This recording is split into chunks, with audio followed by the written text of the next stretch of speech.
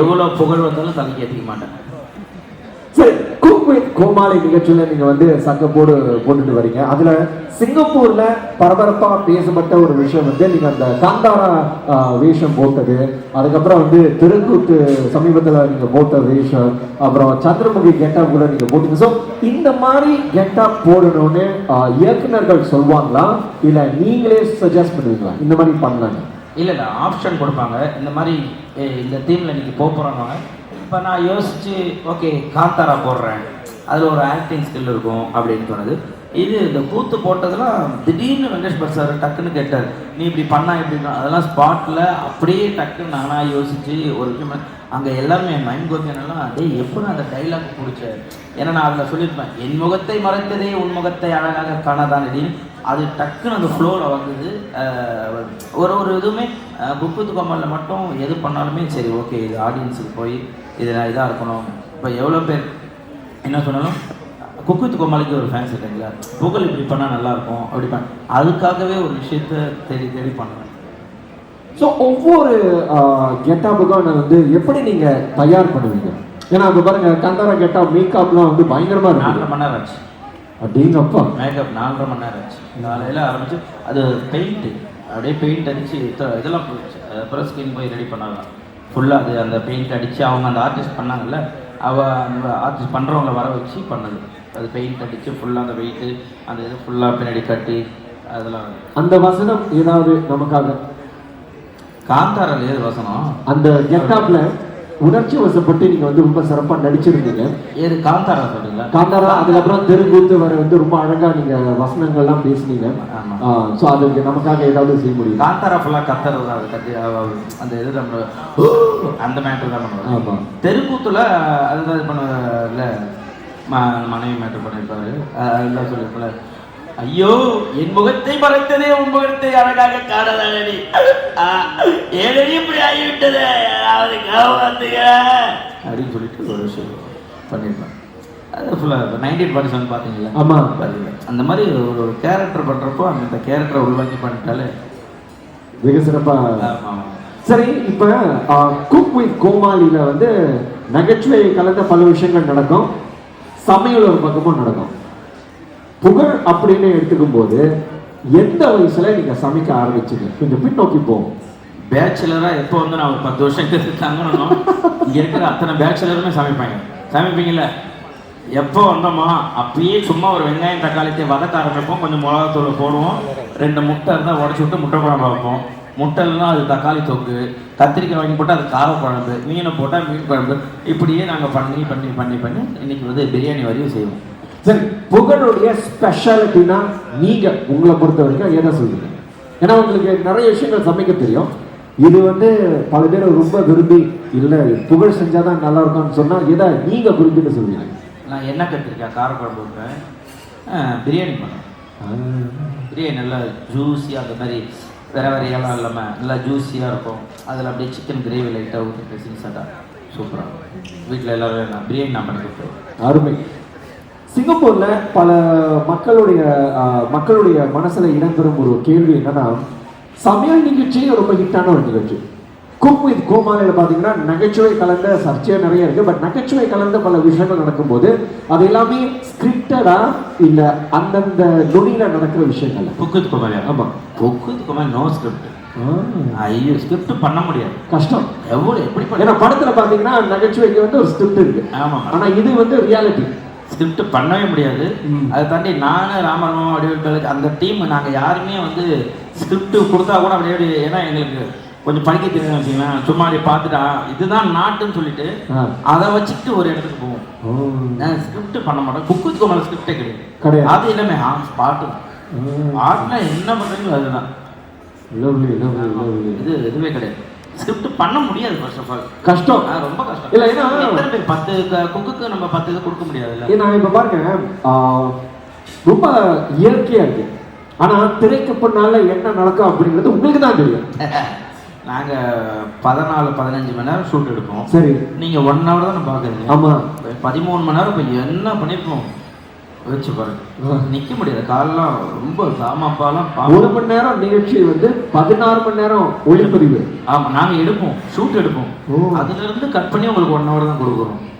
Wow. நாங்க 13-14 மணி நேரம் எடுப்போம். காலெல்லாம் வலி போயிடும். தாமப்பா ராமர் அவங்களால நிற்கவே முடியாது, ரொம்ப கஷ்டமா இருக்கும். ஏன்னா மக்கள் சந்தோஷமா இருக்கணும் அப்படின்ற ஒரு நோக்கம் தான். இந்த குக் வித் கோமாளி தொடரின் வெற்றிக்கு என்ன காரணம்? சமையலா, உங்களை மாதிரி பிரபலங்களா, இல்ல நகைச்சுவையா உங்களை பொறுத்தவரைக்கும்? ஏன்னா பல சீசன்ஸ் வெற்றிகரமா சிங்கப்பூர்ல வந்து நடந்துட்டு இருக்கு. வெற்றிக்கு முக்கிய என்ன காரணம் நீங்க நினைக்கிறீங்க? மக்கள் பார்த்து சப்போர்ட் பண்றாங்கல்ல, அதுதான் காரணம். அவங்க பார்க்காம விட்டு இருந்தா இந்த ஷோ பெருசாக இருக்காது. சீசன் 1 ஆரம்பிச்சப்போ இதான் ஹிட் ஆகுமா அப்படின்னு தான் யோசிச்சோம். ஏன்னா சமைக்கிறாங்க, அது ஒரு அவங்களோட ஒரு லவ், அதை கெடுக்கிறதுக்கு ஒரு கோமாளின்னு ஒன்று போட்டு அது எப்படி ஹிட் ஆகும் தெரியாது. பட் அப்படியே அப்போ தான் சீசன் 1 தான் ரம்யா பாண்டியன் கூட அப்படியே சும்மா லைட்டாக ஒரு இது ஆரம்பித்து ஒரு இது போட்டேன், ஒரு இது வரும், அதை அப்படியே கொண்டு வந்தேன். 4 வரையும் 5 வரையும் கொண்டு வந்தேன். 5ல் தான் ஆக்சுவலி நான் எதுவும் பண்ணலாம்னு நினைக்கிறேன். ஆமாம் ஆமாம், ஓ சீசன் 2லேயே லவ் பண்ணேன், கல்யாணம் ஆகிடுச்சான். போராட்டம் தெரியுங்களா, இந்த மாதிரிலாம் மனைவி கிடைக்கலாம் கொடுத்து வச்சுருவோம். தங்கமான மனைவி சீசன் 1லேருந்து அப்படி இருக்கும். இந்த ரம்யா பாண்டியனுக்கு இந்த சாக்லேட் கொடுக்கறப்பெல்லாம் கொடு கொடு கொடு கொடு கொடு கொடு அது மாதிரி நிறைய இருந்தது. அதெல்லாம் தாண்டி இன்னைக்கு வந்திருக்குன்னா அதெல்லாம் பெரிய விஷயம். இல்லை, அதாவது ஒரு நிகழ்ச்சியை வந்து முதல் தொடரில் வெற்றி அடைகிறது மக்கள் முக்கிய காரணம். 2வது தொடர், 3வது தொடர், 4வது தொடர், 5வது தொடர் வருதுன்னா அந்த அளவுக்கு வெற்றி அடைஞ்சிருக்கு. அதுக்கு பல காரணங்கள் இருக்கு.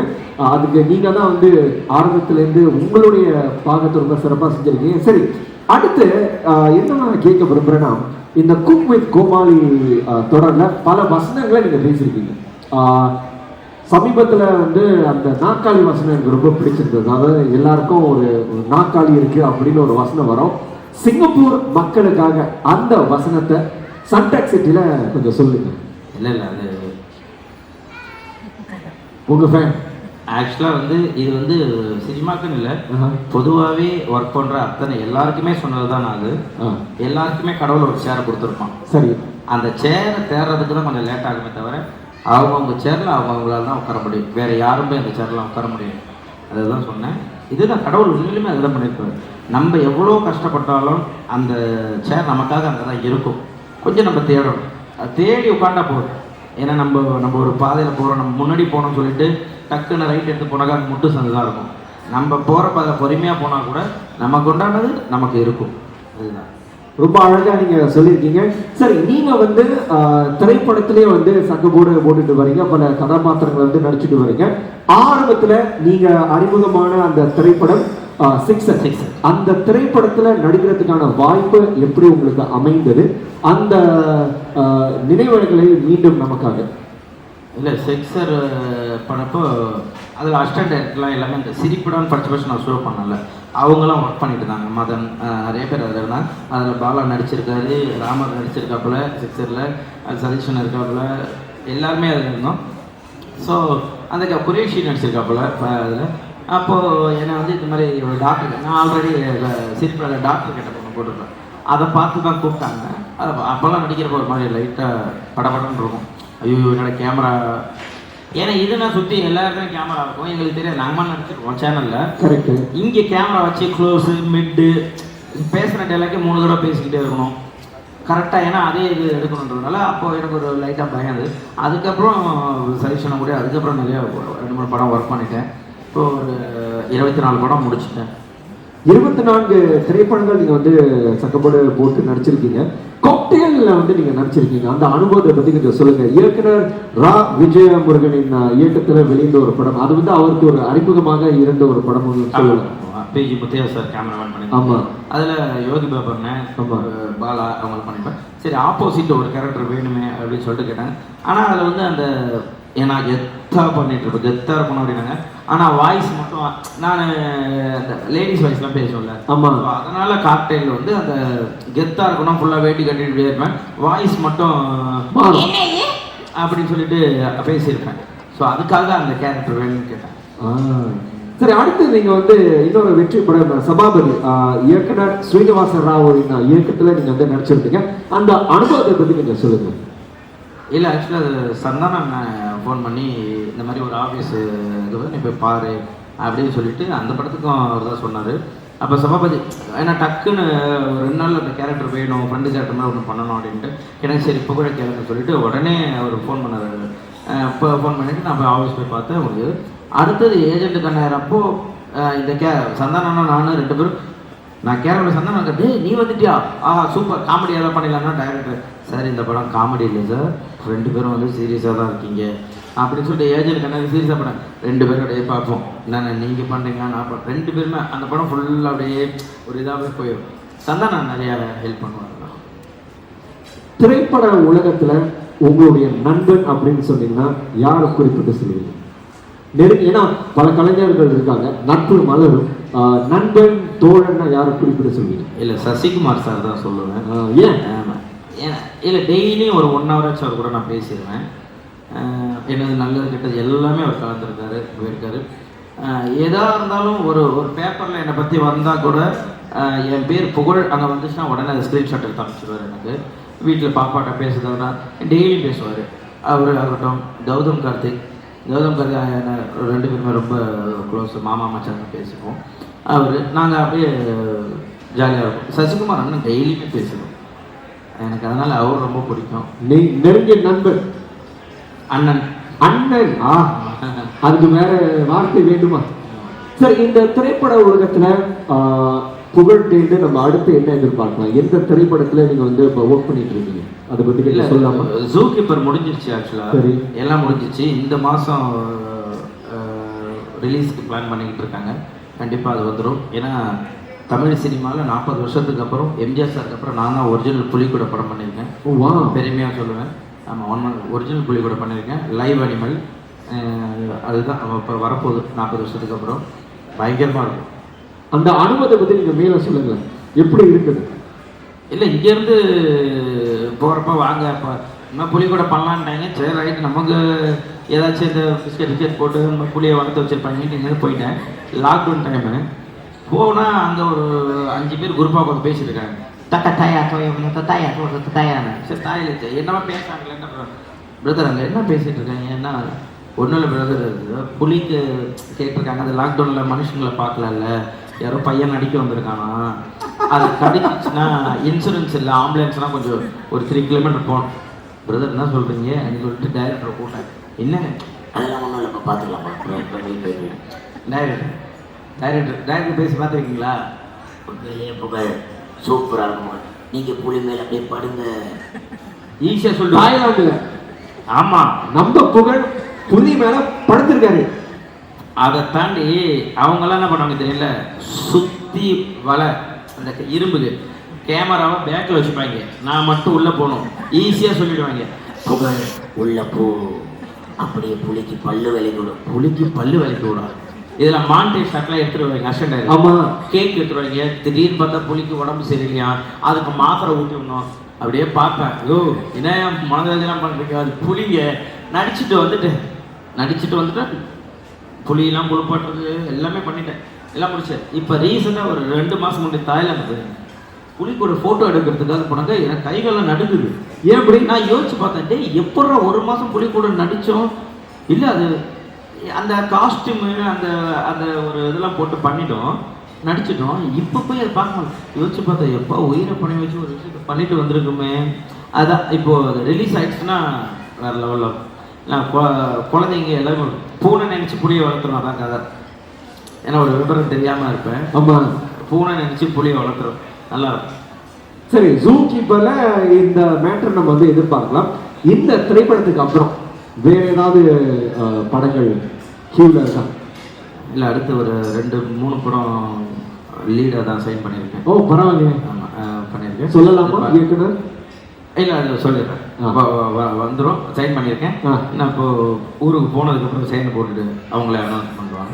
அருமை. ஆமாம் ஆமாம் அதை பண்ணியிருக்கேன். இப்போ கோலி சோடா பார்த்தீங்களா? ஆமா. ஸோ கோலி சோடா பத்தி கண்டிப்பா கேட்டாகணும். இப்போ வந்து ரொம்ப பிரபலமா செப்டம்பர் மாதம் 13ஆம் தேதி வெளியிடப்பட்டது.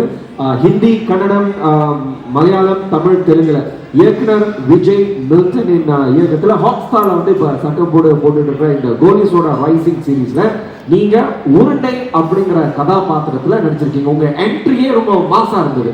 அந்த சன்கிளாசஸ்லாம் போட்டு வந்து அந்த கெட்டப். இந்த கதாபாத்திரத்தை பத்தி கொஞ்சம் சொல்லுங்க. உருண்டை இல்லை, ஆரம்பத்தில் எனக்கு ஃபோன் பண்ணி அவங்க கேட்டப்போ சரி 4 பசங்களில் ஒரு பையனாக தான் என்னை கூப்பிட்றாங்க போல் அப்படின்ட்டு போயிட்டேன். போனதுக்கப்புறம் பிரதர் நீங்கள் தான் பிரதர் வந்து அந்த பசங்கள்லாம் எழுத்து நிற்கிறீங்க, இந்த பக்கம் ஷாமை எழுத்து நிற்கிறீங்க, இந்த பக்கம் சேரனை எழுத்து, ஏங்க இதெல்லாம் மக்கள் ஏற்றுப்பாங்களாங்க, என்னைய போய் இது பண்ணுறீங்களே? இல்லை நீங்கள் பண்ணுங்கன்னு சொல்லிட்டு விஜய் மில்டன் பண்ணார். அதே மாதிரி அந்த இதுக்கு எந்த இதுவுமே தப்பாலாம் ஒன்றும் இல்லை, சூப்பராக அவர் வந்து அதை பண்ணிட்டார். கேமரா ஆங்கிள் எல்லாமே அவரே பண்ணுவார். ஐயோ கேமரா ஆங்கிள்லாம் வந்து அவரே சூப்பராக வச்சு வேறு லெவலில் வந்து அவர் பண்ணுவார். அந்த மேக்கிங் அவ்வளோ அழகாக இருக்கும். நம்ம வந்து ரொம்ப எல்லாருக்கும் நம்ம ரொம்ப குள்ளமாக தெரியும், ஆனால் கேமரா ஆங்கிள் ஃபுல்லாக அப்படி வச்சு எல்லாமே வந்து வேறு லெவலில் பண்ண மில்டன் சார். எனக்கு இப்படி ஒரு விஷயம் நெகட்டிவ் ரோல் செட் ஆகுமான்னு நினச்சி அவருக்கு ஃபஸ்ட்டு மிகப்பெரிய நன்றி சொல்லிக்கணும். மக்களும் அதுக்கு ஆதரவு கொடுத்துருக்காங்க. போதும். உங்களை வந்து புகழின் உச்சத்துக்கே நம்ம கொண்டு போறோம். சரி, இந்த ஓடிடியில வரும் இந்த சீரீஸ் வந்து எப்படி நீங்க பாக்குறீங்க? ஏன்னா அந்த காலத்துல நீங்க பாத்தீங்கன்னா திரைப்படத்துல நடிச்சீங்கன்னா திரையரங்குக்கு போய் படத்தை பார்க்கணும், அதோட முடிஞ்சது. ஆனா இப்ப பாத்தீங்கன்னா திரையரங்கத்துக்கு போய் பார்க்கறது ஒரு வழி, இன்னொன்னு ஓடிடி ரிலீஸ்னு ஒன்று இருக்கு. அந்த அடிப்படையில வந்ததுதான் இந்த கோலி சோடா ரைசிங். ஒரு கலைஞனா அதை எப்படி நீங்க பாக்குறீங்க? இல்லை, ஆக்சுவலாக தேட்டரில் வந்திருந்தா இது வேற ஒரு மாதம் இருந்திருக்கும். ரைட். மக்கள்லாம் போய் அந்த இது இப்போ கொஞ்சம் கொஞ்சமாக மாறிட்டு வருது. ஃபுல்லாக எல்லாம் ஓடிடி தளமாக ஆயிடுச்சுல்ல. ஆமாம், எல்லாமே ஓடிடி ஆயிடுச்சு. இப்போ நினச்சா வீட்லேயே அழகாக குக்கரில் ஒரு பாப்கார்ன் கவர் விற்கிது, அதை கொட்டி மூடி வச்சுட்டு உள்ள டிவி போட்டு எல்லாமே அழகாக பார்த்துறாங்க. நினச்சா அப்படி பாஸ் பண்ணிட்டு போய் குக்கரை ஆஃப் பண்ணலாம், நினச்சா ப்ளே பண்ணிக்கலாம். குழந்தை தான் டக்குன்னு பாஸ் பண்ணிட்டு போயிட்டு அதுக்கு பால் கொடுக்கலாம்.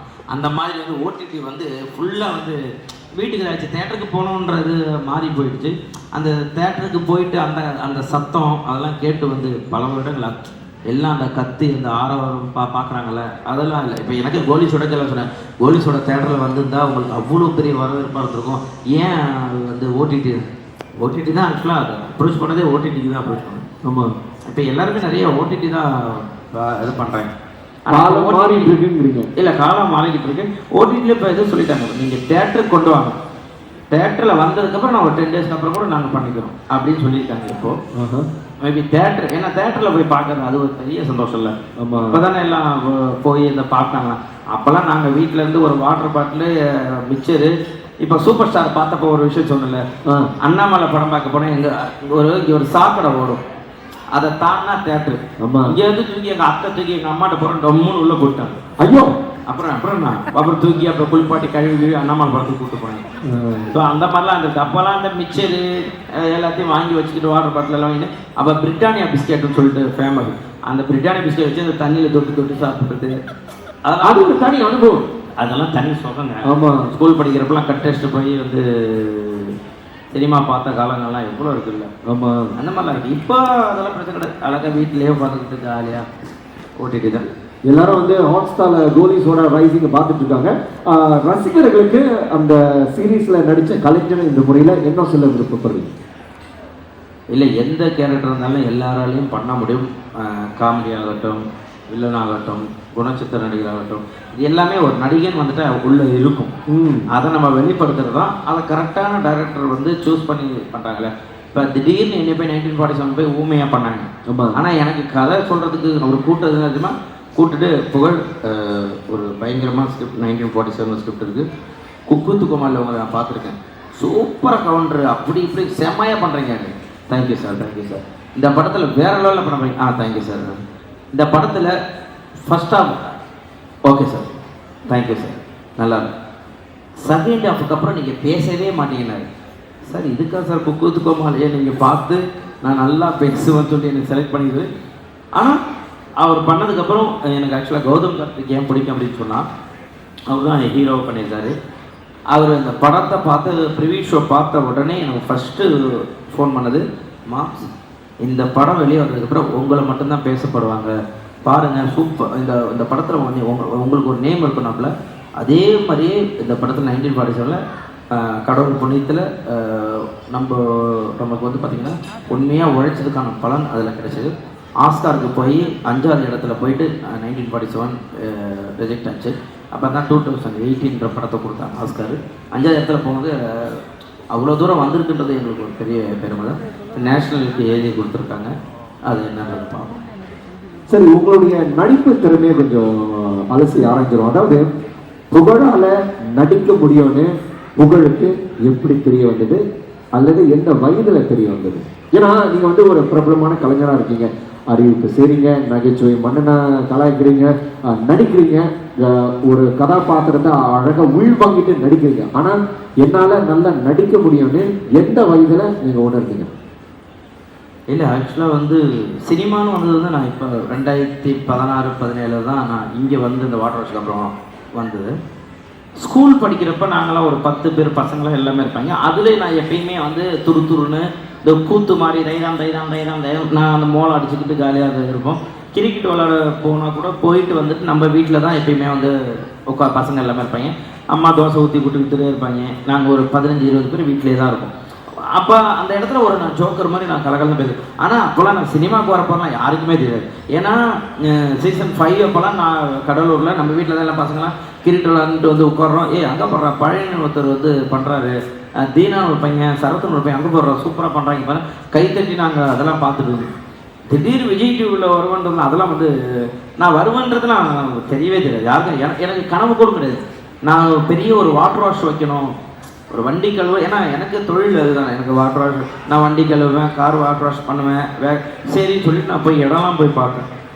மிஷினை ஹைட்ராலிக் மிஷினை வச்சு கார் போக்குறது இடம்லாம் பார்த்தேன், வாடகைக்கு எல்லாமே பண்ணேன். எனக்கு சரி ஓகே நம்ம ஒரு பெரிய ஒரு வாட்டர் வாஷ் வைக்கணும் அப்படின்ற ஒரு கனவு. திடீர்னு அந்த சினிமாவுக்குள்ளே வந்துட்டேன்.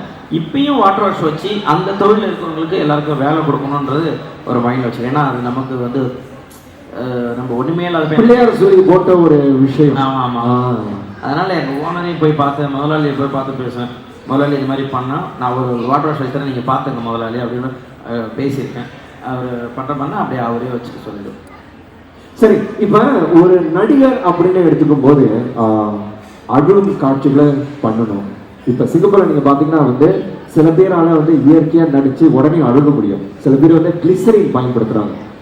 புகழை பொறுத்த வரைக்கும் திடீர்னு அழுகும் ஒரு காட்சி வந்துச்சுன்னா இயற்கையாக அழுகுவீங்களா, இல்லை கிளிசரின் போடுவீங்களா, இல்லை எப்படி? இல்லை இது வந்து தொழில் ரகசியம் அப்படியே இல்லை. பட் நம்ம அந்த அந்த அந்த மூடு இருக்கு இல்லையா, அந்த மூடை கொண்டு வர்றதுக்கு தான் நமக்கு வந்து இதாகும். நம்ம ஒரு விஷயம் அப்படின்னு சொல்லிட்டாலே அந்த மூடுக்கு நம்ம வந்துடலாம். நம்ம சிரிக்கிறதுக்கு சிரிச்சிடலாம், அப்படின்னு கோவப்படலாம். அந்த மூடை நம்ம எடுத்துகிட்டு வரணும். அதை எடுத்துகிட்டு வந்துட்டா கிளிசரிங் எனக்கு தேவைப்படாது. நான் அப்படியே ஃபீல் பண்ணிக்கிட்டு நான் எப்பயுமே ஒரு எல்லா படத்துலையும் என்ன பண்ணுவேன், அப்படியே பண்ணிட்டு நம்ம எவ்வளோ கஷ்டப்பட்டோம். ஒரு மாம்பழத்தை வாங்கின்னு வந்து 4 பேர், நான், அப்பா, அம்மா, எங்கள் அத்தை, எங்கள் அண்ணன், நாங்கள் 5 பேரும் கட் பண்ணி சார் அதெல்லாம் எடுத்துகிட்டு போவேன். நம்ம எவ்வளோ கஷ்டப்பட்டோம். இன்றைக்கி நம்ம நினச்சா எது வேணால் சாப்பிடலாம். ஆனால் இன்றைக்கும் அந்த பழசை நினச்சிப்பேன். ஏதாவது ஒரு விஷயம், ஒரு பிரதர் நீங்கள் எனக்கு ஆடிஷனே ஃபஸ்ட்டு நம்ம இதில் கேட்டதை தான் சொன்னாங்க, சித்தரிக்கப்பட்டவைன்னு சொல்லிட்டு விஜய் டிவியில் ஒரு ஃபிலிம். எனக்கு அப்போ சொன்னதும் வந்து என்னென்னா, பிரதர் நீங்கள் ஸ்கூலுக்கு போயிட்டு வரீங்க, வர்றப்போ உங்கள் அம்மா வந்து இன்னொருத்தவங்க கூட படுத்துட்டு இருக்காங்க, அதை பார்த்து அவங்க நிலைமை எப்படி இருக்குன்னு என்னோட இதுவே கேள்வி கேட்குறேன். யோசிச்சு பாருங்கள், நான் முதல் சினிமா அந்த இதுக்காக வரேன், எனக்கு கேள்வி இருக்காங்க. அப்போ வந்து என்கிட்ட சொன்னாங்க, இது வந்து நீங்கள் என்ன பிரதர், யாராக இருந்தாலும் இதை தான் கேட்பாங்க, அதில் தான் அந்த எமோஷனல் இருக்கும், கோபம் இருக்கும், தான் அம்மா இப்படி பண்ணிட்டாங்களேன்ற கோபம் இருக்கும். ஐயோ நமக்கு அம்மா இப்போ நம்ம கொண்டு இல்லாமல் ஆக்சுவலாக அந்த இதுக்கு நான் படத்தில் பண்ணியிருப்பாங்க பாரு, அம்மாவை கொளுத்துட்டு கோபம், அந்த மாதிரி மீட்டு வந்து அதில் வைப்பாங்க. ஸோ நம்ம உள்வாங்கிட்டு பண்ணிட்டாலே போதும். கிளிசரின்னா அந்த என்னென்னா கேமராமேனுக்கு அந்த ஒரு ஷார்ட்டுக்கு தேவைப்படும். மோஸ்ட்லி எல்லா ஆக்டருமே அழுது பண்ணிடுவாங்க. கேமராமேன்னா அப்படி கண்ணை அப்படி சிமெண்ட்னா அந்த கிளிசரின் வச்சா அந்த தண்ணி அப்படி ஊற்றும், அந்த ஷார்ட்காக நல்லாயிருக்கும். மற்றபடி நார்மலாக அழுதாலே அந்த இது வந்துடும். கோபம் என்பது உங்களுக்கு இயற்கையாக வந்துடுமா? ஏன்னா இப்ப பாருங்க, உங்ககிட்ட பேசிட்டு இருக்கும்போது நொடிக்கு நொடி வெவ்வேறு உணர்ச்சிகளை நீங்க மாத்தி மாத்தி நடிச்சு காட்டுறீங்க, சகலகலா வல்லவன் நீங்க. ஆனா கோபம் என்பது உங்களுக்கு இயற்கையா வந்துடும். ஏன்னா நீங்க ஒரு நகைச்சுவை மன்னன், எல்லாரையும் சிரிக்க வைக்கிறீங்க. ஆனா அந்த கோபம் கதாபாத்திரத்தை, ஏன்னா வில்லன் கதாபாத்திரம் நிறைய பண்ணிருக்கீங்க, இயற்கையா வருமா இல்ல அதுவும் நீங்க உள்வாங்கி செய்றீங்களா? எல்லாமே எந்த கேரக்டர் இருந்தாலும் அதை உள்வாங்கி தான் போகணும். இப்போ இதெல்லாம் வந்து எனக்கு ஷார்ட் சொன்னப்ப ஏய் இவா அப்படின்னா அதில் வந்து டெப்த்து ஏய் அப்படின்னா அந்த ஃபீல். அதனாலே டப்பிங்லேயே எல்லாமே புகழ் நீங்கள் பேசுகிறது எல்லாமே பொறுமையாக நிறுத்தி நிதானமாக ஏய் போடாது இப்படி தான் பேசும். ஏன்னா அப்போ தான் அந்த அந்த கேரக்டருக்கு உண்டான ஒரு நம்ம நார்மலாக டே மச்சான் இப்படி தான் இருக்கா நல்லா இருக்காடா அப்படின்னு பேசிட்டா அதில் இருக்காது அந்த. அதனாலே விஜய் மில்டன் சார் பயங்கரமாக வேலை வாங்கினார். பயங்கரம் மியூசிக் டைரக்டர் வராது சூப்பர். ஸோ அதனால் அந்த எந்த கேரக்டராலும் நம்ம உள்வாங்கிட்டா வேற லெவல் தான், அதை இறங்கி பண்ணிடலாம். சரி, இப்ப திரைக்கு பின்னால என்ன நடக்குது அப்படின்னு தெரிஞ்சுக்க பல பேர் வந்து ஆசைப்படுவாங்க. அதாவது ஸ்கிரிப்ட் எப்போ வரும், அதாவது அடுத்த வாரம் சனிக்கிழமை ஷூட்னா ஸ்கிரிப்ட் எப்போ வரும், அதுக்கான ஒத்திகை ஏதாவது இருக்கா இல்ல நேரா ஸ்பாட்டுக்கு போய் நடிக்கிறது? சினிமாவா? சினிமா சினிமாவில் கொடுத்துருவாங்க. ஆக்சுவலாக முதல் நாளே கொடுத்துருவாங்க. நம்ம முதல் நாள் அந்த மாதிரிலாம் ஒரு வாரத்துக்கு முன்னாடிலாம் ப்ரிப்பேர்லாம் பண்ண மாட்டோம். இப்போ நாங்கள் லீடு பண்ணுறோம் அப்படின்னா எங்களுக்கு அந்த பவுண்டு கொடுத்துருவாங்க, படத்தை அப்படியே கொடுத்துருவாங்க பவுண்டு. சரி, நாங்கள் ஃபுல்லாக படித்து ஓகே இப்படி தான் போகுது, ரைட் ஓகே, அதை மட்டும் தான் எடுத்துப்போம். முதல் நாள் போனால் இந்த சீன் எடுக்க போகிற சொல்லிட்டு அந்த பேப்பர் மட்டும் கொடுத்துருவாங்க. அப்போ 5 பேப்பர் கொடுத்துருவோம், அதை மட்டும் வச்சு பண்ணி. அப்போ சீரீஸ்னா எல்லாத்துக்குமே 1 day before முன்னாடியே கொடுத்துருவோம். ஆமாம், அந்த முதல் நாள் அப்படி சும்மா அப்படியே பார்த்துட்டா அதை மட்டும் பார்த்துட்டு தான் மறுநாள் காலையில் இது பண்ணிடுவாங்க. ஸோ இப்போ ஒரு 2 நிமிடங்கள் வர்ற அந்த காட்சி ஒளிப்பதிவு செய்ய எவ்வளோ நேரம் ஆகும்? ஏன்னா இப்போ ஒரு 5 பேர் இருக்காங்கன்னு வச்சுக்கோங்க, மாஸ்டர் ஷாட் எடுப்பாங்க, அதுக்கப்புறம் க்ளோஸ் அப்லாம் வர எடுப்பாங்க. சில இதெல்லாம் வந்து நீங்கள் காலையில் 9 to 6 கால் ஷூட்னா அந்த ஒரு சீனே காலையில் 9 to 6 வரைக்கும் எடுப்பாங்க. அந்த ஒரு சின்ன ஒரு சீன் மட்டுமே. ஏன்னா அதுக்கு நீங்கள் தனியாக லைட்டிங்கு அது ஃபுல்லாக பார்க்கணும், இந்த ஆங்கிள் வைக்கணும் அந்த ஆங்கிள் வைக்கணும், அதே டைலாக் மறுபடியும் பேசணும், இன்னும் மாஸ் டைலாக்லாம் இருந்ததாக அது ஃபுல்லாக ஷார்ட்டு, கண்ணுக்கு ஷார்ட் வைப்பாங்க. நீங்கள் கோலி சொல்கிறல என் என்ட்ரி பார்த்தீங்கன்னா ஆமாம் காலையிலேருந்து ஈவினிங் வரையும் எடுத்துருவாங்க. அந்த என்ட்ரிக்கு இந்த கண்ணு ஷார்ட்டு வேணும், அதாவது மறைந்திருந்து அப்படியே முன்னாடி வருவீங்க, அப்படியே அந்த ஷாட் வேணும். அதுக்கப்புறம் கேமராமேனை இந்த காதில் கடுக்கன் போட்டிருக்கு, அந்த கடுக்கன் மட்டும் வேணும். அப்புறம் அந்த கை மட்டும் வேணும். இது நிறைய எடிட் பண்ணிட்டாங்க ஆக்சுவலாக. கை மட்டும் வேணும், நான் பாட்டு பாடிட்டு வருவேன், அதெல்லாம் சாங் இல்லாமல் இருக்கு. அப்படி சாங்கில் வரும், என் லிப்பு வரும், கண்ணு வரும், மூக்கு வரும். யாருன்றதை ரிவீல் பண்ணுறதுக்கே உங்களுக்கு அவ்வளோ ஷாட் தேவைப்படும். அது க்ளோஸு, மெட்டு, வைடு இது எல்லாத்தையும் எடுத்து. ஏன்னா ஒரு மக்கள் 2 மணி நேரம் பார்க்குறாங்கன்னா அதுக்கு உண்மையாக இருக்கணும், அது ஒர்த்தாக இருக்கும். அதனால் அதெல்லாம் திரைக்கு பின்னால இவ்வளவு விஷயங்கள் நடக்குதா அப்படின்னு பல பேர் வந்து இப்ப வியந்து இருக்காங்க. ஏதாவது மறக்க முடியாத சம்பவங்கள் நடந்திருக்காங்க ஒளிப்பதிவின் போது? அதாவது திரைப்படமா கூட இருக்கலாம், இல்ல சீரீஸா கூட இருக்கலாம். அந்த ஒளிப்பதிவு செட்ல நடந்த ஏதாவது மறக்க முடியாத சம்பவம்? நிறைய இருக்கு. ஆக்சுவலாக என்னன்னா ஜூ கீப்பர்ல கூட ஒரு புலி வந்து ஆக்சுவலாக அந்த கூண்டில் நான் மேலே ஏற்றணும். சரி, அப்போ என்ன பண்ணாரு கேமராமேன், என்ன பண்ணாரு ஒரு 3 தடவை ஏற்றி பார்த்தா புலி ஏற மாட்டேங்குது. இப்படியே போயிட்டு அது திரும்பி வருது, அப்படியே பயத்தில் இப்படியே சுற்றுறோம். புலி ஏன் ஹைட் இருக்கு, இவ்வளோ ஹைட் இருக்கும். ஆமாம், அப்படியே திரும்பி இப்படி சுற்று. சரின்னு சொல்லிட்டு தண்ணி குடிக்கலாம், டக்குன்னு தண்ணியை குடிச்சா டக்குன்னு புலி உள்ளே ஏறிச்சு. அடடா, கேமரா ரோலும் பண்ணல, அந்த ஷார்ட் மிஸ் ஆயிடுச்சு. ஐயோன்னு சொல்லிட்டு அதுக்கப்புறம்லாம் எவ்வளோ நேரம் ஈவினிங் வரை இந்த புளியை மேலே ஏற்றுறதுக்கு உள்ள தூக்கி ஒரு மட்டன் பீஸை தூக்கி போட்டு சிக்கனை போட்டு உள்ளே ஏற்றலாமா ஏறு. ஏன்னா அதுவாக ஏறினா ஏறிடும், அது ஒன்று பண்ணி புஷ் பண்ணி அது ஏற மாட்டேன்னு ஒரு அட்டகாசம் பண்ணும்ல, அதெல்லாம் கொடுமை.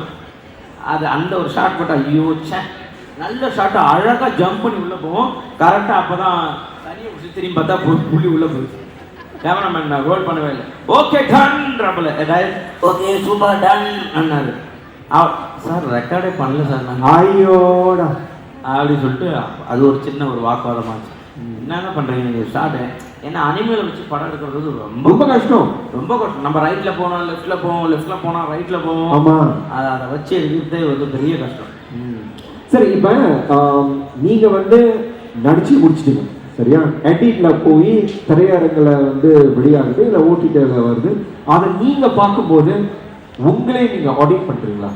இதை நீங்க நல்லா பண்ணிருக்கலாங்க, இதை ரொம்ப நல்லா பண்ணியிருக்கேன் அப்படின்னு நீங்க உங்களே அசஸ் பண்றீங்களா? நிறைய பண்ணிருக்கேன். இந்த ஏன்னா ஐயோ அதுக்காக தான் என்ன பண்ணோம்னா நடிச்சுட்டு மானிட்டர் பார்க்க மாட்டோம். மானிட்டர் மோஸ்ட்லி பார்க்கவே மாட்டீங்க. நான் இப்போ மானிட்டர் பார்த்துருப்பேன். நடிச்சுட்டு போய் இந்த மானிட்டர் மட்டும் நல்லா பார்க்க, ஏன்னா அதை பார்த்தா எனக்கு இன்னும் பண்ணணும்னு தோணும். ஆனால் டைரக்டருக்கு தெரியும் இந்த மீட்ரு கரெக்டான மீட்ரு, இதுக்கு மேலேயும் போகக்கூடாது, இது கீழே வரக்கூடாதுன்னு தெரியும். நான் கேட்பேன் புகழ் அப்படின்னாலும் சார் உங்களுக்கு ஓகேவா? எனக்கு ஓகே, உங்களுக்கு ஓகே, நான் ஓகே சார். ஏன்னா நான் போய் பார்த்து நான் இல்லை இன்னும் ஒரு சின்ன ஒரு மீட்ரு மேலே ஏற்றவான்னா ஓகே. ஏன்னா ஆர்டிஸ்ட் கேட்டால் டைரக்ட் பண்ணுறாங்க. ஆனால் நம்ம அந்த மானிட்டர் பார்த்துட்டோம்னாக்கா நமக்கு தோணும் ஐயோ இதை இங்கே பண்ணியிருக்கலாமோ, இந்த கவுண்டர் இங்கே போட்டு இங்கே வந்திருக்கலாமோ அப்படின்லாம் இருக்கும். ஸோ அதனால் மானிட்டர் மோஸ்ட்லி நான் பார்க்க மாட்டேன். டைரக்டருக்கு பிடிச்சா சிறப்பு. சரி, செப்டம்பர் மாதம் 22ஆம் தேதி 2024 உங்க வாழ்க்கையில மறக்க முடியாத ஒரு நாள். நான் பார்த்த காணொளிகள்ல காலையில 9 மணி அப்பாயின்மெண்ட்டுக்கு முந்தா நாள் ராத்திரி 10 மணிக்கு மனைவி முன்னாடி நின்று இந்த சட்டை ஓகேயா, அந்த பேண்ட் ஓகேயா அப்படின்னு கேட்டு அவர் ரொம்ப சிறப்பா ஆயத்தம் ஆயிருக்காரு. சூப்பர் ஸ்டார் ரஜினிகாந்த பார்க்கணும் அப்படிங்கிற ஆசை புகழுக்கு நிறைவேறிருக்கு. அதுக்கு நீங்க கை தட்டணும். எனக்கு அந்த ஆசை தான் இருக்கு. அந்த ஆசை விரைவில் நிறைவேறும் அப்படின்னு பிரபஞ்சத்துக்கிட்ட நான் சொல்லிடுறேன். ஆனா உங்களுக்கு நிறைய இடத்துல நீங்க சொல்லியிருக்கீங்க, கனவுன்னா நான் ரஜினி சாரை பார்த்துடணும் அப்படின்னு சொல்லி காலையில 9 மணிக்கு அப்பாயின்மெண்ட்டுக்கு 7:30 மணிக்கெல்லாம் போய் உட்காந்துருக்காரு வெளியே. இல்லை நம்ம நேரம் பார்த்து தான் வண்டி பஞ்சர் ஆகும், இல்லை எங்கேயா போய் எவனா குறுக்கில் வருவாங்க, டீசல் கம்மியாக இருக்கும், பெட்ரோல் போடணும், இது எல்லாத்தையும் பார்த்துட்டு தான் காலையிலே கிளம்பி போயிட்டு தெருமுனையிலே படுத்துப்போம். அப்படியே மிஞ்சி போனாலும் வண்டி அங்கேயே எடுத்து நடந்து போயிடலாம் வீட்டு பக்கம். ஏன்னா வந்து அவரை பார்க்குறதுலாம் வந்து சினிமான்னு வந்து, அதாவது நம்ம நார்மலாக இருக்கிறப்பயே அண்ணாமலை படத்துலேயே சாக்கல்ல வந்து போனோம் நான்லாம். ஓகேவா? நம்ம எல்லாருக்குமே சூப்பர் ஸ்டாரை ஒரு தடவை பார்த்தோன்ற கனவு எல்லாருக்குமே இருக்கும் இல்லையா? எனக்கெலாம் வந்து எப்படி சொல்கிறது, என் வீட்டில் எல்லாருமே தலைவரோட ஃபேன்ஸு. தலைவரை பார்க்கணும், டிவியில் பார்த்துருக்காரு. இல்லைடா சினிமாவுக்கு வந்துட்டோம், எத்தனையோ கேட்டேன் தலைவரை பார்க்கறதுக்கு ஏதாவது ஒரு வாய்ப்பு ஓகே இப்போ பண்ணிடலாம். அது என்ன இப்போ தலைவர் தான் நம்ம பார்த்தேன் என்ன பண்ணி சினிமாவில் இருக்க பார்க்கணும். நான் சினிமாவுக்கு வந்து 7 வருஷம் ஆச்சு. 7 வருஷம் சினிமாவிலேருந்து நான் ஒரு 18 படம் பண்ணிட்டேன். இவ்வளோ படம் பண்ணி இன்னும் 90 படத்தில் ஏஆர் முருகதாஸ் அவர் தர்பார் படம் பண்ணியிருக்காரு. அவர் கூட நான் அவருக்குலாம் சார் நீங்கள் தலைவர்லாம் தலைவர் நம்ம படத்தை பார்க்குறான்னு இருக்காரு. ஓகே தலைவர் இந்த மாதிரிலாம் எவ்வளோ கனவுகள் இருந்தால் பார்க்கவே முடியும். திடீர்னு ஏன்னா அதுக்கு முன்னாடி ஒரு வருஷத்துக்கு முன்னாடி தலைவர் வந்து சரி கூப்பிடுங்க பார்த்துருவோம் அப்படின்னு சொன்னார். சரி தம்பி எப்போ வேணால் உங்களுக்கு ஃபோன் வரலாம், வெயிட் பண்ணுங்கண்ணா. கரெக்டாக தலைவர் உடம்பு மூலமாக அமெரிக்கா போயிட்டார். ஐயோ என்னால் தலைவரை பார்க்கலாம். இப்போ ரீசெண்டாக அந்த வேட்டையை நான் ஆடியோ லான்ச்சுக்கு வந்துட்டு 9:30 மணிக்கு அவர் ஏர்போர்ட்டுக்கு போகணும். அப்போ எனக்கு முதல் நாள் நைட்டு சொல்கிறாங்க, தம்பி காலையில் மிஸ் பண்ணுறாங்க, 9 மணிக்கு ஷார்ப்பாக வந்துருங்க, தலைவர் உங்களை பார்க்கணும்னு சொல்லியிருக்காரு சொல்லிட்டு அவங்க வீட்டில் அவரே உங்களை பார்க்கணும்னு சொல்லியிருக்காரு. ஆமாம் தலைவர் வந்து மீட் பண்ணாரு. நீங்கள் வந்து பார்த்தீங்கன்னா ரொம்ப நாள் நீங்கள் கேட்டுன்னு இருக்கீங்க.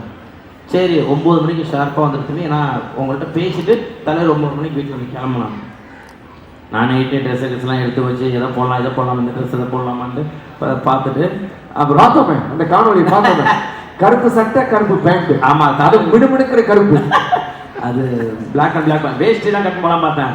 சரி வேணாம், சரி பிளாக் அண்ட் பிளாக்ல போயிடும் சொல்லிட்டு அதை போட்டுட்டு போயிட்டு உட்காந்த உடனே தலைவர் சாப்பிட்டு வந்துடுவாங்க. நான் கேட்கலாம் பண்ணது டக்குன்னு ஏதோ ஒரு நிழல் தெரியுது. நான் அப்படியே உள்ள உட்காந்து டக்குன்னு அப்படி பார்த்து தலைவா அப்படின்னா ஹாய் புகழ் கிஃப்டா கொடுங்க அப்படின்ட்டு பொக்கே வாங்கிட்டு தலைவா இது மாதிரி பாப்பாக்கு பிறந்த நாள். ஓகே செகண்ட் இயரா இல்லை ஃபஸ்ட் இயர் உங்கள்கிட்ட தான் ஃபஸ்ட்டு. ஓ ஹலோ பிரேஜ் சூப்பர் இப்போ லாஸ்ட்டாக கூட ஒரு என்ட்ரியில் ஏதோ பக்கெட் லிஸ்ட்டு சுற்றிட்டே பார்க்க நமக்கு அந்த ஃபீல்டு இருக்குல்ல. நான் மீண்டு வரதுக்கு ரொம்ப நேரம் ஆச்சு. நான் டக்குன்னு ஃபோனு இருக்கா அப்படின்னு இருக்கு தலைவர் கொடுங்க நாங்கள் பேசுகிற மாதிரி ஃபோட்டோ எடுக்க எப்படி இருக்கும் ரொம்ப இயல்பாக நடந்துட்டாரு. ஐயோ அதனால தான் ஒரு சூப்பர் ஸ்டார் பிரபாதன். ஒரு ஒரு ஆர்டிஸ்டாக வந்து இன்னொருத்தர் வந்து அது எப்படி சொல்கிறது, அவர் போட கொடுங்க, 2 பேர் பேசுகிற மாதிரி எடுத்துட்டு பேசிகிட்டு இருக்காரு. அப்புறம் அந்த பேசிட்டு புகழ் 1 செகண்ட், இவர் வந்து பாபாஜி, இவர் வந்து அந்த குரு பின்னாடி இருந்த எல்லா ஃபோட்டோ இன்ட்ரோ பண்ண, இவர் எங்கள் அண்ணா, அவர் வந்து பாலச்சந்தர் சார் அப்படின்னு. ஓகே ஃபோட்டோ எடுத்து தலைவராக பிடிச்சி எழுத்துக்கிறார். என் கை கூட இப்படியே தான் இருக்கும், ஏன்னா எனக்கு பயம் எங்கேயாவது ஹிப்பை தொட்டுருவாங்க, தப்பாக எடுத்துருவாங்களோ அப்படின்னு நான் இப்படியே தான் நின்னேன். தலைவர் பிடிச்சி இறுக்கி கட்டி பிடிச்சிட்டாரு. ஒய்ஃப் கூட்டு வரலையே, அவங்க கூட்டு வரணும்னு சொல்லியிருந்தாங்க குழந்தைக்கு. இல்லை தலைவர், நீங்கள் 9 மணிக்கு கிளம்புனா நீங்கள் அவங்கள சீவி சிங்காரிச்சு வர்றதுக்குள்ளே மணி ஆகிடுச்சுன்னா வேறு நாங்கள் சிரிச்சுட்டாப்புல. அவங்களாம் கிளம்பி எத்தனை மணிக்கு நான் கூட்டுட்டு வந்து புள்ள திடீர்னு அழுவணும், நீங்கள் கிளம்புன்ட்டு நானே தான் தலைவர் டைம் ஆகிடுச்சு ஏர்போர்ட்டு தான், ஓகே ஓகே ஓகே நான் கிளம்புறேன். அப்போ தலைவர் கிளம்புனேன். அது வந்து ஒரு மாதிரி மறக்க முடியாத ஒரு அனுபவம். ஆமாம், 3 நாள் குளிக்கவே இல்லை. இன்னொரு விஷயம் நான் பார்த்தேன், உங்களுடைய பெண் குழந்தைக்கு வந்து சாக்லேட்லாம் தலைவர் அந்த சாக்லேட் கொடுத்தாரு. அது இன்னும் ஃப்ரிட்ஜில் தான் இருக்குது, அது ஓப்பனே பண்ணல. ஆமாம் ஆமாம், அது அப்படியே தான் இருக்குது. இன்னும் பர்த்டே முடிஞ்சு நான் 27 இந்த வருடம் நான் வீட்டிலே தான் இருக்குது தலைவர். அது சாக்லேட் சாப்பிட்டாலும் அந்த அட்டையை மட்டும் ஃப்ரேம் போட்டு வைக்கணும்.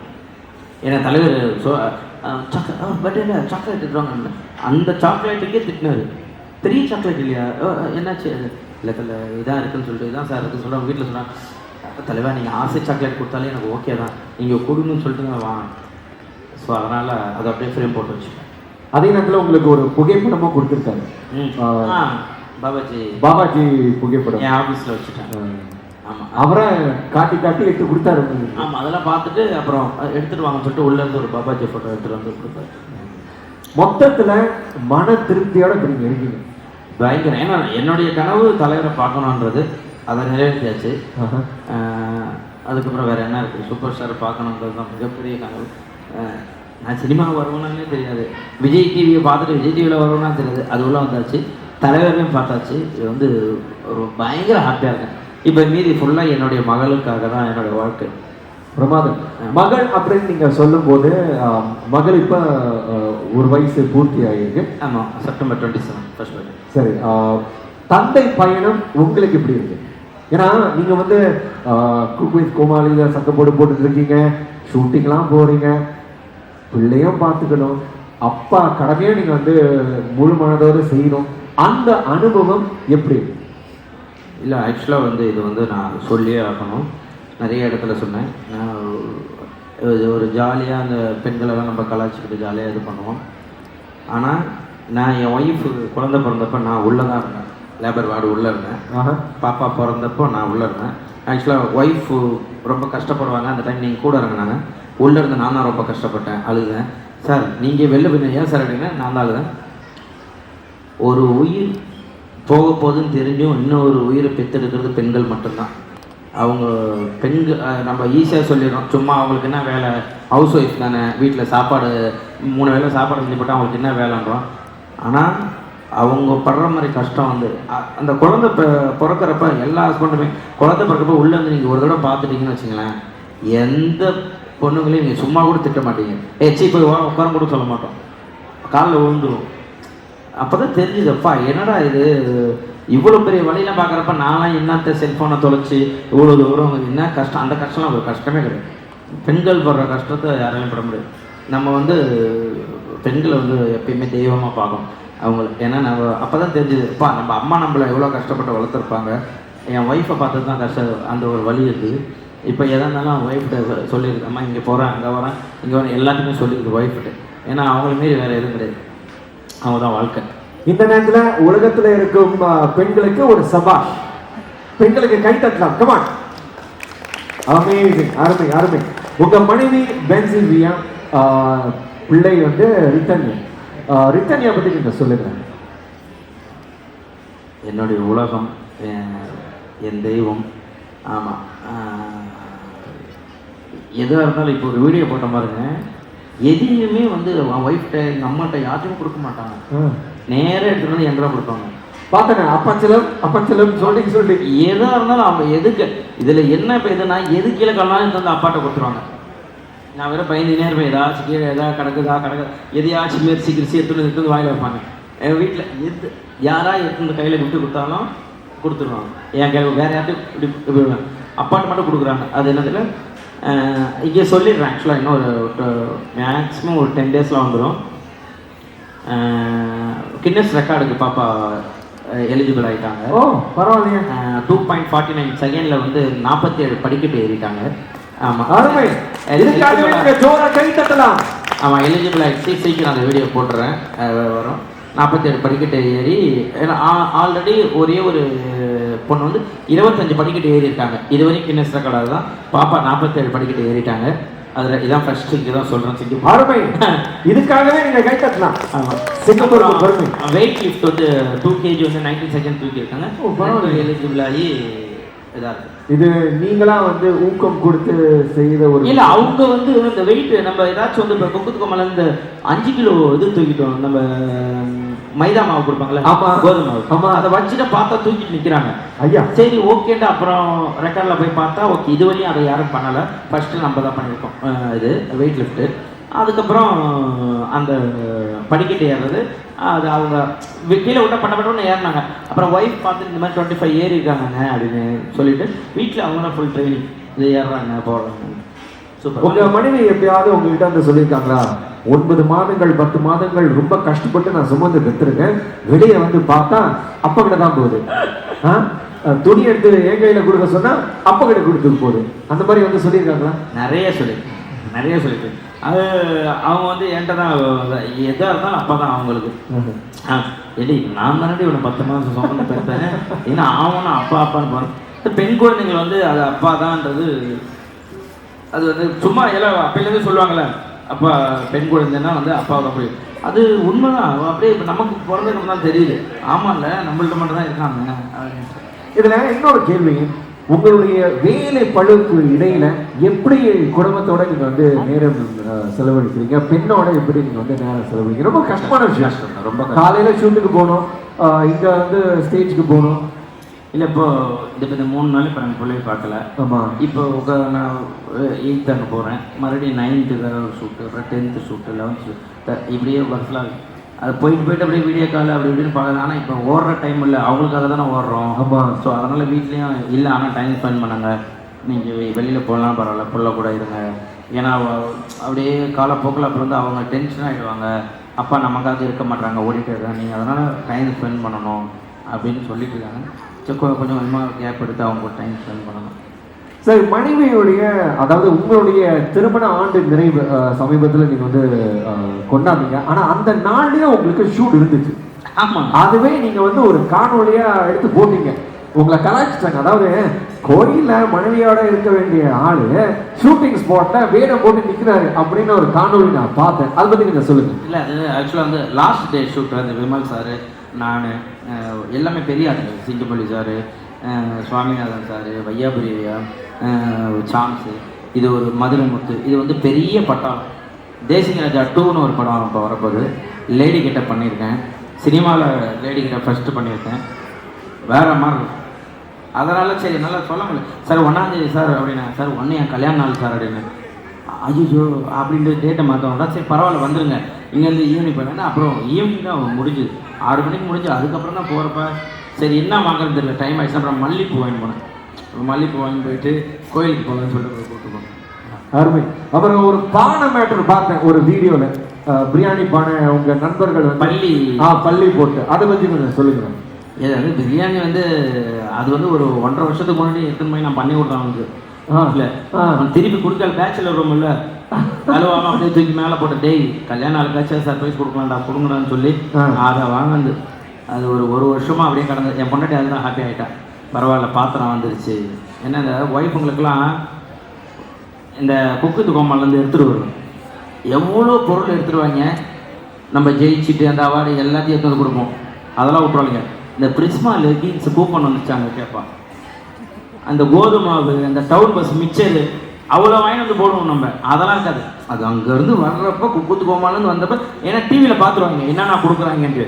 ஏங்க இந்த செஃப் ஆஃப் தி வீக் நீங்கள் தானே அந்த பிரிஸ்மா லெகின்ஸ் வந்து வாங்க, இன்னும் வரலாமா வாங்கிக்கிறப்ப அது வாங்குங்களா, எவ்வளோ இருந்து அதெல்லாம் அவங்களுக்கு எதாக இருந்தாலும் அவங்க வீட்டுக்கு அந்த இலவசமாக வருது இல்லை, அதை எடுத்து கொடுத்துடணும். அருமை. சரி, நம்ம புகழ் மிமிக்ரியில ரொம்ப சிறப்பா நீங்க வந்து கலக்குவீங்க. ஏன் நானா? ஆமா.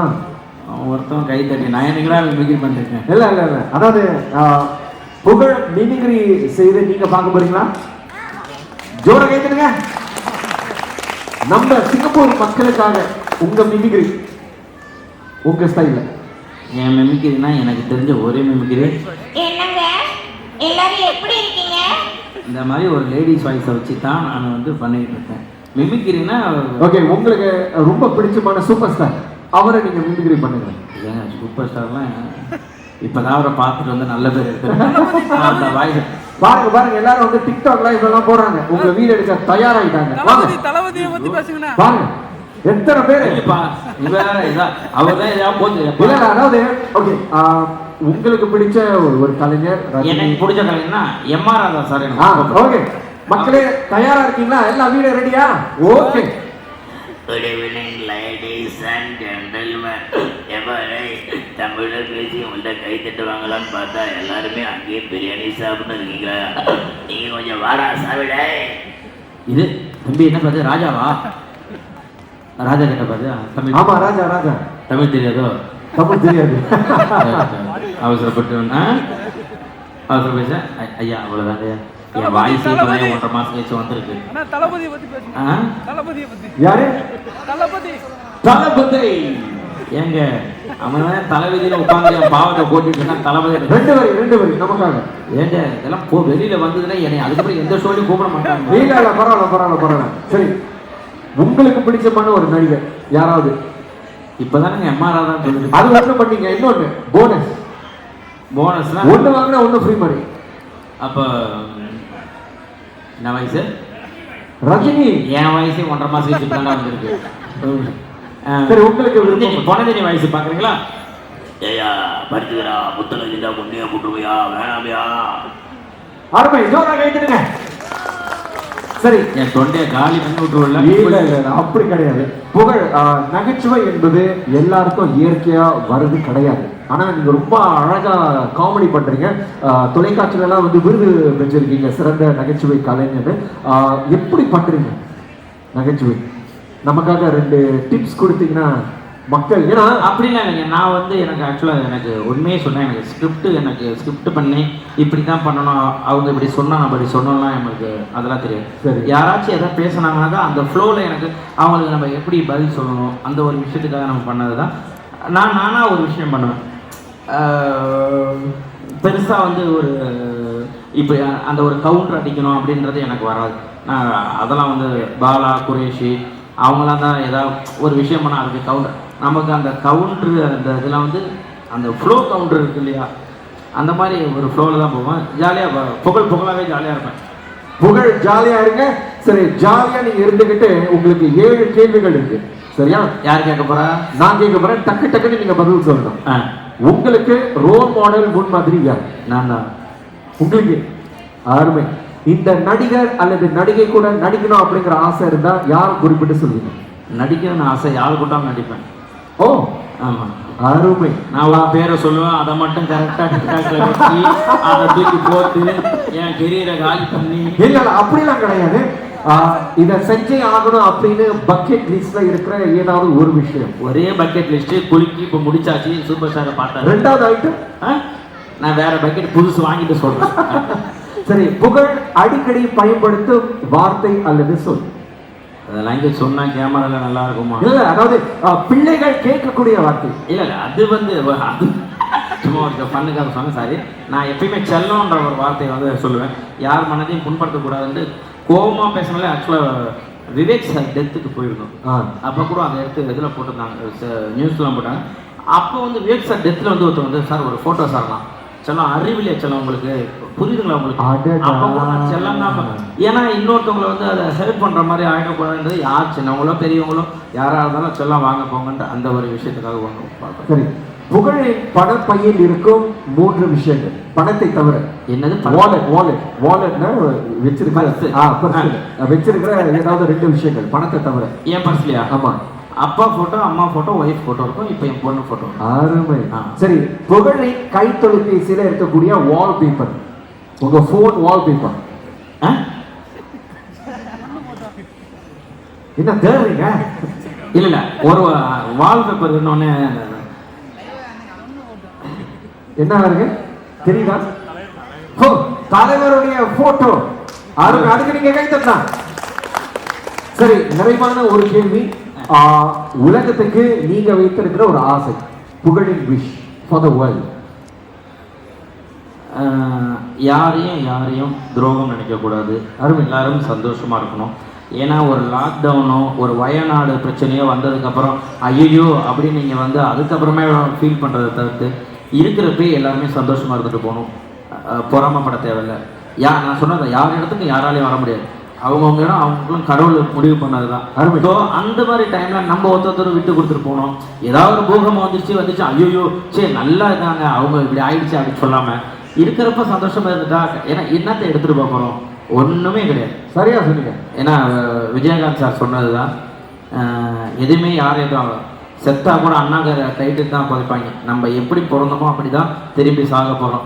இந்த இடப்பட்ட கேப்பில் எதுக்காக சண்டை, எதுக்காக பொறாமல் அவன் கெட்டு போனோம் இவன் கெட்டு போனோம்னு சொல்லி நினைக்காம எல்லாரும் சந்தோஷமாக இருந்தால் சூப்பராக இருக்கும். எல்லோரும் ஹாப்பியாக இருக்கணும். நான் இது ஒன்று சொல்லிக்கிறேன். விஜயகாந்த் இறந்ததுலேருந்து டெய்லி 50 பேருக்கு என் ஆஃபீஸில் சாப்பாடு போடுறேன். என்னையோட 276 நாள் என்னையோட சாப்பாடு. எதுக்கு நான் சொல்கிறேன்னா, சாப்பாடு ரொம்ப கஷ்டப்பட்டேன். ஒருவேளை சாப்பாடு கிடையாது. காலையில் ஒரு தூள் பகடா வாங்கினா, பகடா வந்து முழுசாக வாங்கினாக்கா கம்மியாக கரெக்டாக 50 கிராம் தான் போடுவாங்க. தூளாக வாங்கினா அள்ளி போடுவாங்க. எடை பார்க்கணும். வெறும் ஒரு 5 ரூபாய்க்கு தூள் பகடா, ஒரு 2 ரூபா வாட்டர் பாக்கெட். இதுதான் என் லைஃபாக இருக்குது. இன்னைக்கு டெய்லி 50 பேருக்கு சாப்பாடு போடுறேன் அப்படின்னா அவர் விஜயகாந்த் சார் தான் எனக்கு அது. ஏன்னா அவர் இறந்ததுக்கப்புறம் எல்லாருமே சொன்னது வந்து என்னன்னா, அந்த மனுஷன் பசிச்சுக்கு சோறு போட்டாரியா அந்த ஒரு வாரத்தை அந்த சாப்பாடு. ஏன்னா இன்றைக்கி நம்ம வாழ்கிறது எல்லாமே வந்து உணவுக்காக தான், சாப்பாட்டுக்காக தான். ஸோ அதுக்காக நான் அதை பண்ணுறேன். உங்களால் முடிஞ்சதுன்னா, உங்களால் வந்து நீங்கள் இல்லாதவங்களுக்கு யாருக்கா ஒருவேளை நீங்கள் சாப்பாடு வாங்கி போட்டிங்கன்னா அந்த சாப்பாடில் கண்டிப்பாக கேப்டன் உயிர் வாழ்ந்துட்டு தான் இருப்பார். கேப்டன் என்றைக்குமே மறைய மாட்டார். அதை மட்டும் உங்கள்கிட்ட சொல்லிக்கிறேன். Love you. ரொம்ப அழகாக சொல்லியிருக்கீங்க. உலகத்திலேயே சிறந்த தானம் அன்னதானம். அதை நீங்கள் ரொம்ப சிறப்பாக பண்ணிட்டு இருக்கீங்க. சரி, நிறைவா சிங்கப்பூர் ரசிகர்களுக்கு புகழ் சொல்ல விரும்பும் ஓரிரு வார்த்தைகள் நிறைவா. அதுதான் சொல்கிறேன். எல்லாரும் ஹாப்பியாக சந்தோஷமாக இருங்க. யார் மனதையும் புண்படுத்தாதீங்க. ஜாலியாக இருக்கலாம். இருக்கிற வரையும் சந்தோஷமாக ஜாலியாக இருந்துட்டு போயிட்டே இருக்கலாம். யாருக்கும் துரோகம் நினைக்காம. நான் சொன்னது தான், பொய் சொல்லுங்கள். அந்த பொய் இன்னொருத்தவங்களை சந்தோஷப்படுத்தணுமே தவிர அந்த பொய் என்றைக்கும் இன்னொருத்தவங்களை காயப்படுத்திடக்கூடாது. ஸோ எல்லாருமே வந்து ஹாப்பியாக சந்தோஷமாக இருங்க. மறுபடியும் சிங்கப்பூர் மக்களை கண்டிப்பாக வந்து நான் பார்ப்பேன். ஏன்னா தமிழர்கள் எங்கெங்கே இருக்கிறாங்களோ அங்கெல்லாம் வந்து நாங்கள் இருப்போம். கடவுள் எங்களை படைச்சது நீங்கள் எல்லாம் சந்தோஷமாக இருக்கணும். உங்களை சந்தோஷப்படுத்த தான் இன்னும் அடுத்தடுத்த ஷோஸ் வந்து சேனலில் வருது. கண்டிப்பாக நீங்களாம் ஹாப்பியாக இருக்க மாதிரி இருக்கும். கலக்கு பகுதி அது வரப்போகுது. நீங்கள் அதுலேருந்து நிறைய கலைஞர் வந்தாங்க. கலக்கு பகுதி யாருன்னா சிவானன் ஆகட்டும், எல்லாருமே அங்கேருந்து தான் வந்தோம். ஸோ மறுபடியும் அந்த ஷோ வரும்போது உங்கள் எல்லாருக்குமே அது ஒரு ஹாப்பியாக தான் இருக்கும். நீங்கள் வீட்டில் உட்காந்து ஜாலியாக பார்க்கலாம். அருமை.